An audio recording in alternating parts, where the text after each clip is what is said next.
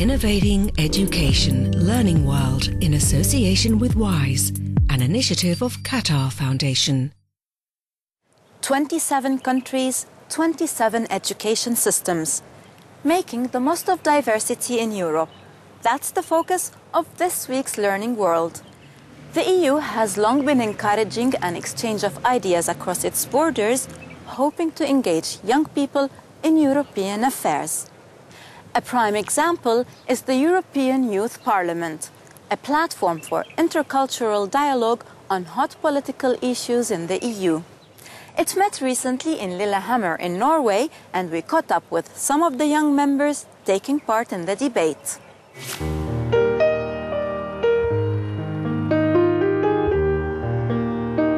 There are around 3 sessions of the European Youth Parliament per year, bringing together around 270 young people for 10 days at a time.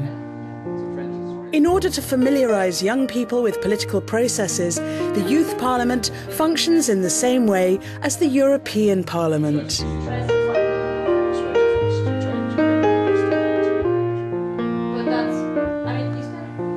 It's a lot of socializing, networking, and just making Europe like one unit. This EYP cliche is that after you've been to sessions, you don't see Europe as countries anymore. You see them as people. And these people, when you see them over and over again in different sessions, they become your family, and you feel more European.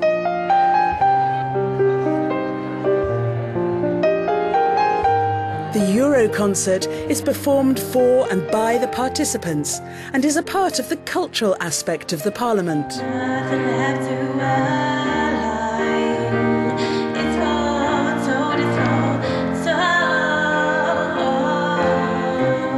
When there's a lot of people in front of you, it's normal that you get nervous. But all concerts, everything, it's more of gaining confidence in yourself, and you gain a lot of experience with it. Once all the committees have finalised their proposals, the General Assembly decides by majority vote on the will of the Parliament. Tax to the European economy in the way that it is, to say the least, it's naive. Participants defend their own resolutions and argue against those they don't agree with. The general idea is to bring young people between 16 and 19 years of age from all over Europe together to actually debate hot and current issues of European politics that concern them. And then, of course, to hand over those resolutions and those proposals that we have developed here and voted on here, to hand that over to politicians all over Europe, being, of course, in Brussels, the main European institutions, but also to national government. So the European Youth Parliament isn't just a democratic exercise. It's also a way of promoting international understanding. Education is vital for the future of Europe, and the EU has set itself ambitious targets to improve overall standards. Learning World spoke to EU Commissioner for Education Androula Vassiliou to find out more about these goals.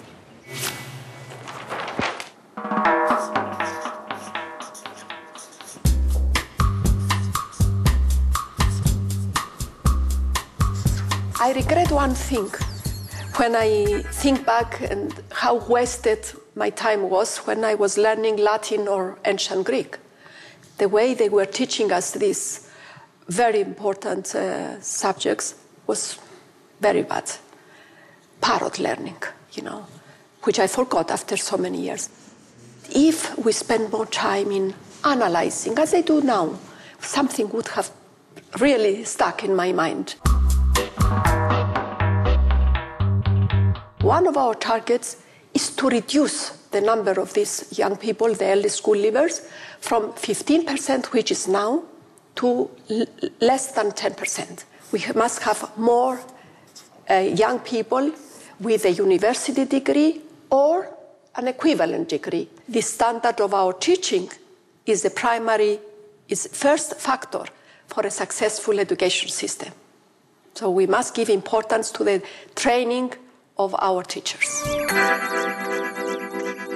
Families play a very important role, so there must be a very good cooperation between families and schools.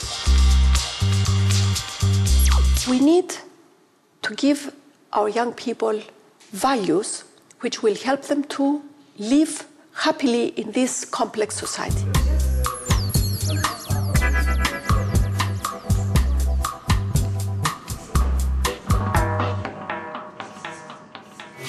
The Erasmus student exchange program is often held up as a shining example of what can be achieved through collaboration in education. Over the years, many young people have been enriched by the experience of studying in other EU states. Now the program is expanding its horizons beyond EU borders. Erasmus Mundus aims to globalize European education. Let's find out more in this report from Deusto University in Spain. Julia González has been involved with the implementation of the Erasmus scheme from the very start. The Erasmus program at Deusto started in San Sebastian, in our business faculty. We were among the first group of universities to try the program out in 1982. Our aim was to prepare students for a year's study in any of the best European universities.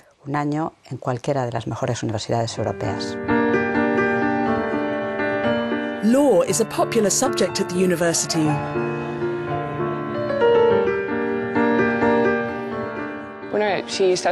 When you're considering your future professional career, it's important to know about other countries, to have studied and seen different cultures. As I love Spain, I decided to stay here and check out the courses. The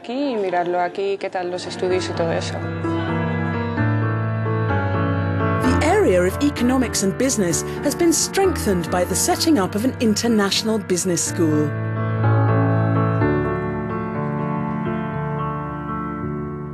In both the Bilbao and San Sebastian campuses, at the Deusto Business School and the University of Deusto Science and Business Faculty, this year we have 300 foreign students, of whom around 15% are doing postgrad or higher degrees.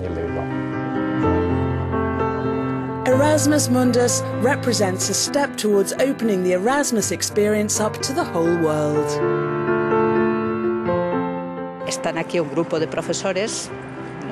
Here we have a team of lecturers, a consortium of 14 Asian and 6 European universities who are witnessing the way Asian undergraduates and postgrad students come from Asian to European universities. I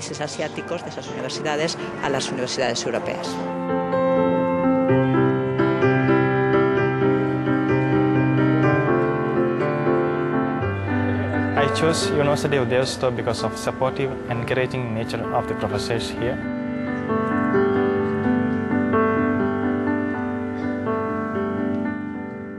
Giving lectures to students of 12 or 13 nationalities is very enriching for the whole university community.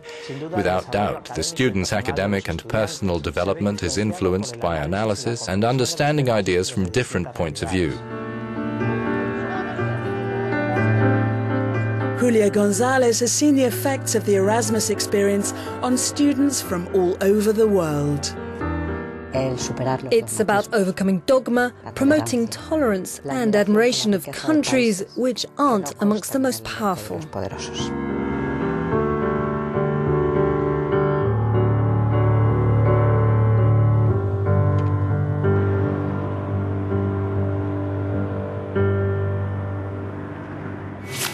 Hope you have enjoyed our episode for this week. And as usual, we will be back next week with more inspiring stories on education from different countries around the world. And don't forget, you can watch all of our episodes online at euronews.net/Learning World. Learning World in association with WISE, an initiative of Qatar Foundation.